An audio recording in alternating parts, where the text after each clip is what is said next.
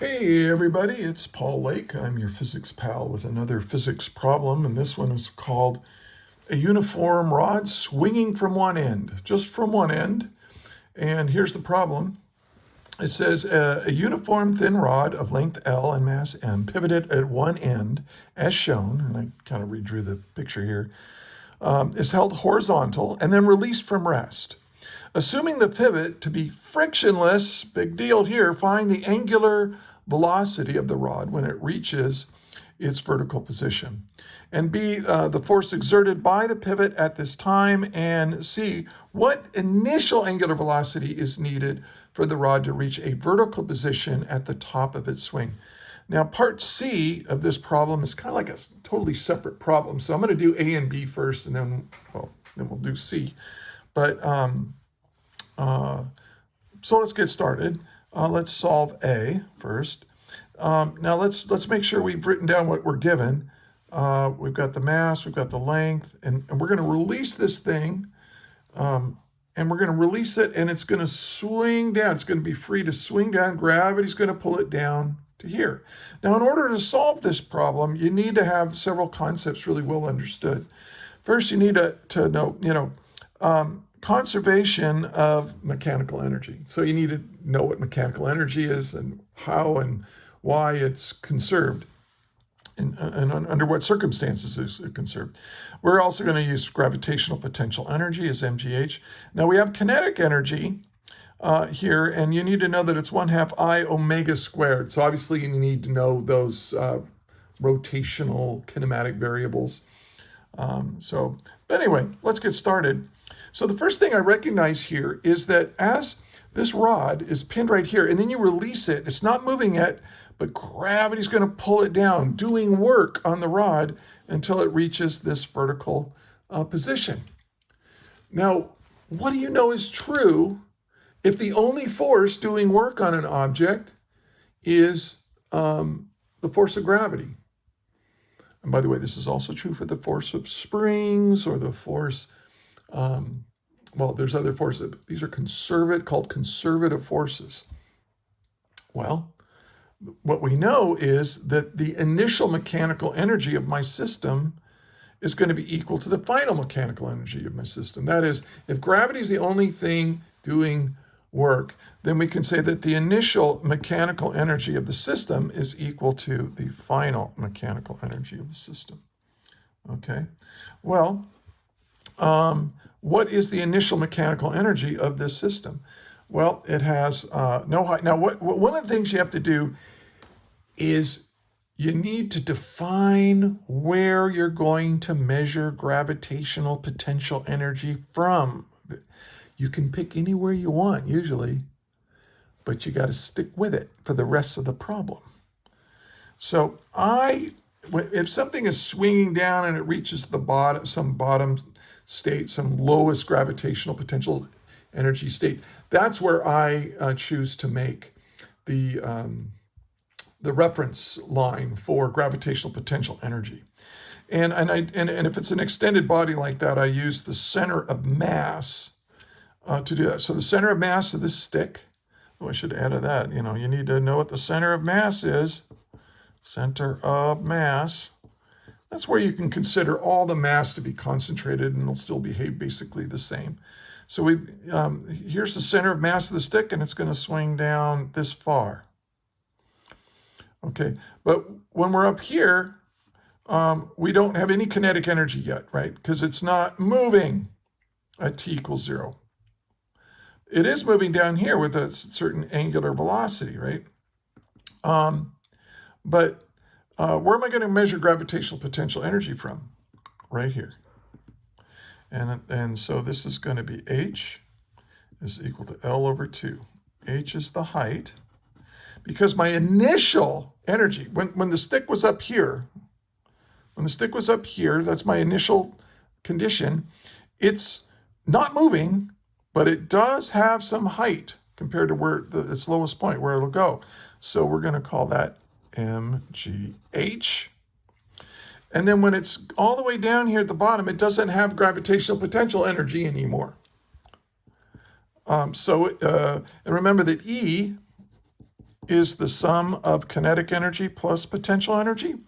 So at the bottom here, it doesn't have potential energy anymore, but it does have kinetic energy, which is 1/2 I omega squared.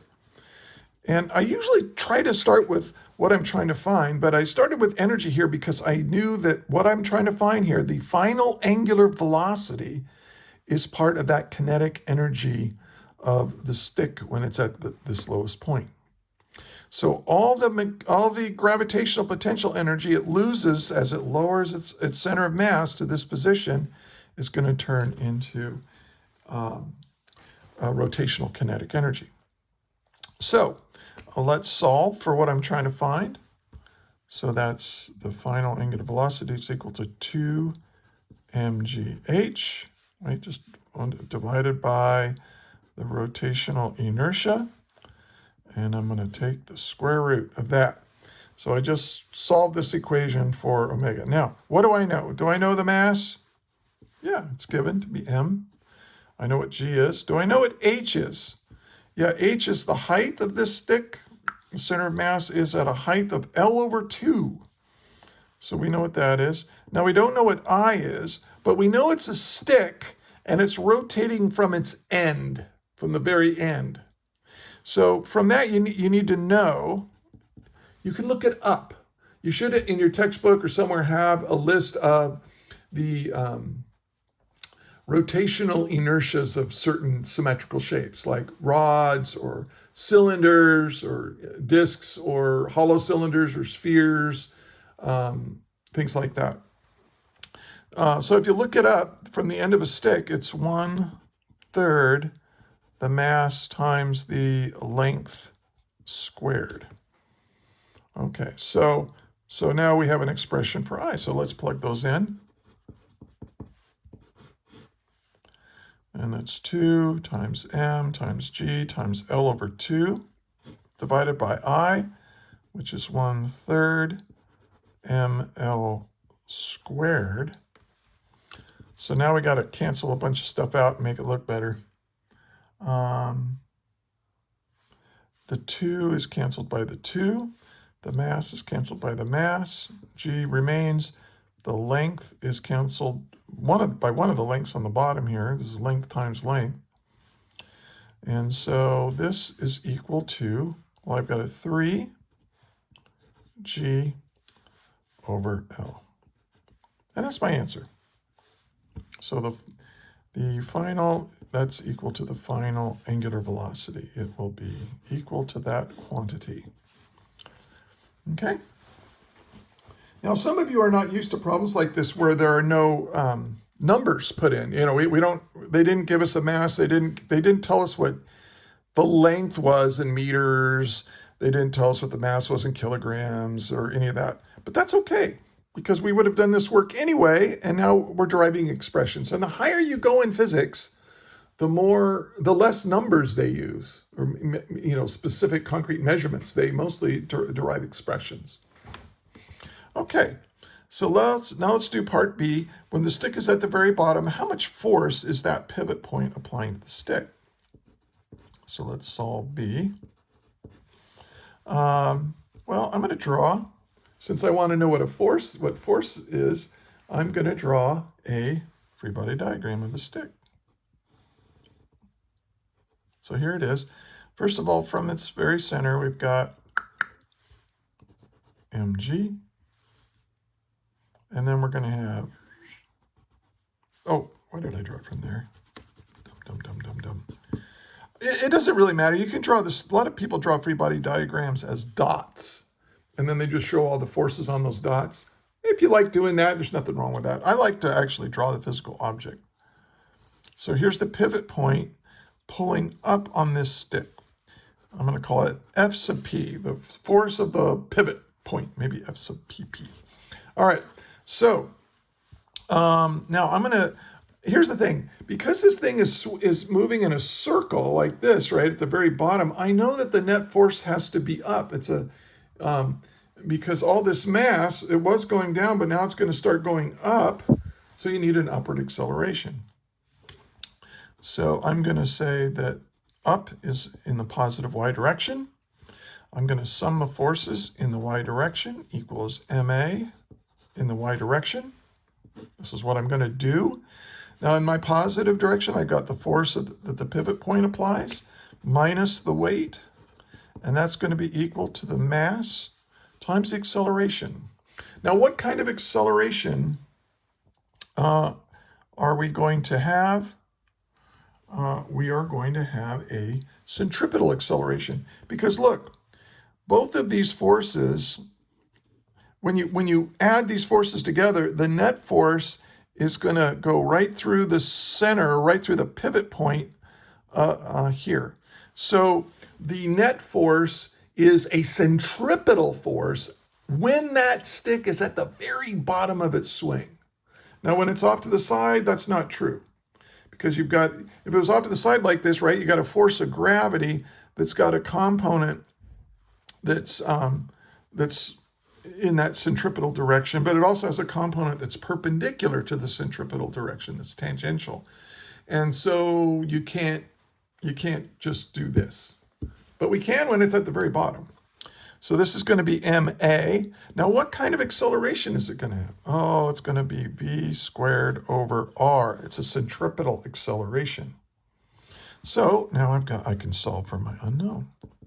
That's going to be m v squared over r plus mg.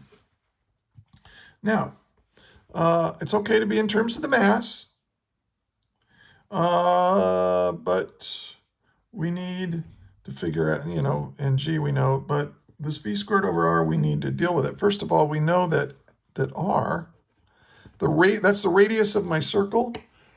We're considering this stick as if all of its mass has been concentrated to its center. So the radius of the circle that the center of mass is going around is L over 2. Okay, and then now we want the speed of this guy, right? V squared, but v is related to the angular velocity, and we already have an expression for the angular velocity. Remember that the speed v, if this is like my v, well, that's going to be equal to r omega, right? If you go from the linear speed of an object on this rotating object at this instant to its angular velocity, just multiply the radius times that. So this is going to be L over 2 times omega final. Okay, so we can say that v is equal to L over 2 times omega final, but we have this expression for omega final, so we'll substitute that in right now. FPP equals m. Now, over r, so I got to be real careful now. I don't want to forget about that r. So this is L over 2. That's divided by r. Now, my v squared is this squared, so that's going to be L squared over 4. Okay, and then omega final squared. Well, omega final is the square root of 3, so that's just going to be, if you square this, you get rid of the square root, and so you get 3g over L. This is v squared. So this is m v squared over r. Okay, so I went from here to here, plus mg. Well, let's clean this mess up. There's a lot here. Well, first of all, we can see that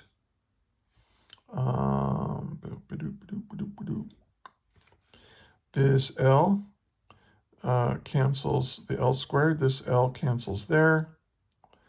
The M, and then we have a 2 here that goes to the top. So we have 2 times 3 is 6. But the 2 cancels with the 4, so we have 3 halves, right? mg, because m is left, 3 and g, yeah, plus mg. And this gives me my answer. 3 halves plus 2 halves, right? mg, just get a common denominator. 3 halves plus 2 halves is 5 halves times mg. And that's my answer for part B. Let's do part C now. So now in part C, we have our stick like this, but now it has an initial angular velocity, and that's what we're going to solve for. And it's going to swing all the way around until it gets right here.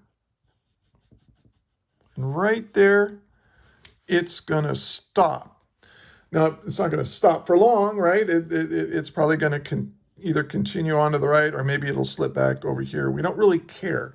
We're just going to say, hey, our final angular velocity is right here, and it's just going to come to rest for at least an instant when it reaches the very top right there, okay? Well, again, this is a conservation of energy problem. There's no friction in here. We did push it to give it this initial velocity, but once we release it, the only force doing work on this, first speeding it up, it's doing positive work, so increasing its kinetic energy, and then gravity's going to slow it down, and take all of its kinetic energy away. So we're going to say E initial equals E final. And this is very similar to what we just did.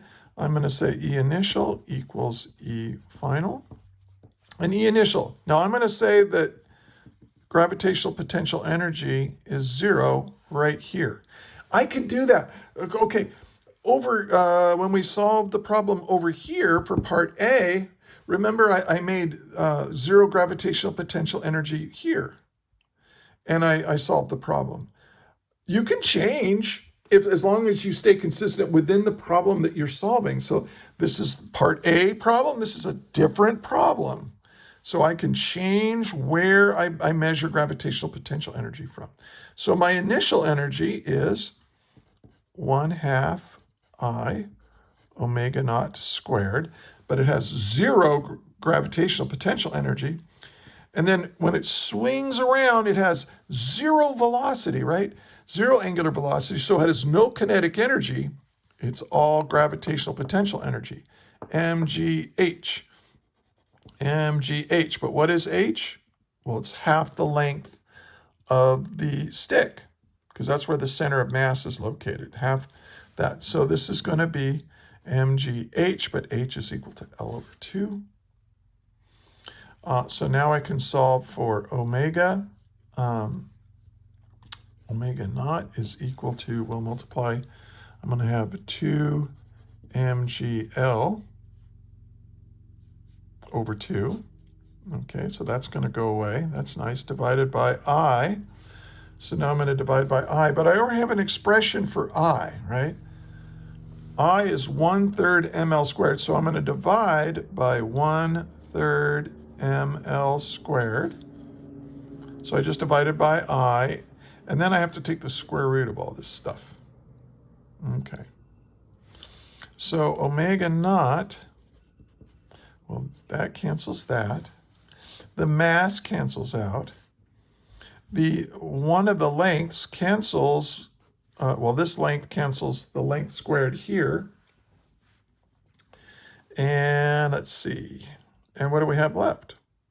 Well, we have 1/3 on the bottom, so reciprocate and multiply. And that's going to be 3g over L. Oh, look. It's the same answer as part A. Why is that?